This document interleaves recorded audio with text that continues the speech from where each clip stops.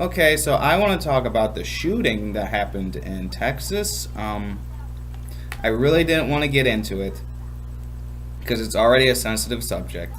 When I heard about it, I didn't think anything about it. I just said, okay, another shooting. Okay, that's where my train of thought stopped. Just stopped there because I didn't want to jump to any conclusions. I didn't want to use it as any sort of political scapegoat to try to justify something or make a certain political affiliation feel guilty for whatever reason. But I decided to cover it because I think everyone's perspective on the issue is very important. I would just like to start off by saying that, here we are, another shooter, another classic case of, a person who is more or less on psych meds, sort of a loner, doesn't have many friends, comes from an abusive family from the sounds of it. It sounds like he may have had an abusive father. Again, everything is being conflated. They're saying he's far right. They're saying he's far left. They're saying he's he was an Antifa supporter or something like that. They're talking about, I'm sure they're talking about false flag shootings. But I really think that there's a lot of weird things here, definitely. And I think that within the following weeks and the following days, we're going to receive some strange information, just as we did with Stephen Paddock. We're going to hear some fishy things into his lifestyle, such as Paddock being this millionaire who's invested into real estate, and I can't remember the rest. He was a gun fanatic or something like that. But again, he was being conflated with the same things. Oh, he's a severe right winger. No, he's an Antifa supporter and a never Trumper, and it's just ridiculous. But I'd like to just think, that things are a little bit alarming because there is a recent surge of mass shootings, and it gets me a little worried. Not about there being too many guns in this country, but if people start knocking on other people's doors and start asking them to hand their guns over, that's going to be a civil war. I mean, there's no doubt in my mind. But we haven't got to that point yet. But if we have more of these mass shootings, it's going to cause a pandemic in the country. And if you think the moral panic is scary right now, I don't know what to say if these mass shootings continue. So I think people need to be very concerned about that.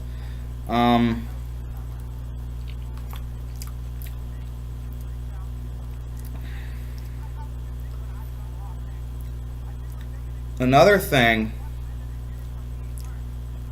we haven't, I really haven't discussed yet was, I guess we can talk a little bit about his views towards religion. I mean, I really don't want to get into it because myself, I am mostly agnostic. I don't want to sit there and be like, oh, there is no God. I used to do that all the time, and, it's not very helpful to people. Just sit there and be pessimistic about things. I mean, you can be open towards your disbelief towards Christianity or whatever, but if people are getting to the point to where they literally are just like sitting on their computer screen or sitting in front of a TV, watching the news and just seeing that this guy recently shot up Vegas, and you're seeing all the panic over the television screen. You're seeing how the media responds to it. You're seeing how the internet responds to it, and you see the panic it is causing. You gotta think at some point the gerbil and the wheels begin spinning in these disturbed people's minds, and these, I think, are the sorts of people who look at other people as objects. So if he really thought that the Christians were these ignorant, dumb people, and he's just seeing all of the things go on, okay, in his screwed up little world where he's, just probably has like a complex to him where he's just feels incredibly insignificant, and he's just like, okay, I see this, and this is how it's going to happen. This is how I'm going to do it. I think that we have to look more into people's mentality.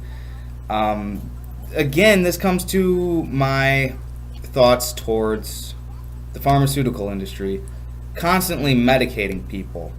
Doesn't it seem a little bizarre to you that almost all these mass shooters were on medication, psych medication, whatever medication? They are all on these same fucking pills. So if you don't think we're doing something wrong here with giving people this medication, I don't know what to say to you, because I think it's becoming very apparent to me that the pharmaceutical industry and the medicines they're selling that are supposedly to help people are just becoming a nuisance. I mean, think about it. Or not. Continue to take your happy-go-lucky pill and live in your own little world and just act like nothing is wrong, or snap and go on a shooting spree is all I'm saying.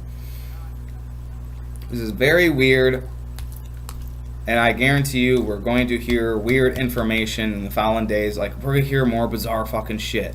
Like, ooh, he did this with this person, or ooh, he spoke with that person, or like he's gonna have like an uncle who's like a senator or something like that. We're gonna hear some weird things, as we always do. There's always these weird, dopey guys, and they always have weird complexes to them.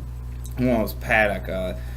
He was just like abused as a child. He was a gun fanatic, and he scream in his sleep and shit like that, and his girlfriend or his wife would just be like, what the fuck? And I bet you this recent shooter, well, it's already saying that he's like this extreme atheist or something like that, and I don't fucking know. It's just gonna get weird, and it's gonna get spooky, but I really, really think we should be concerned about more mass shootings happening.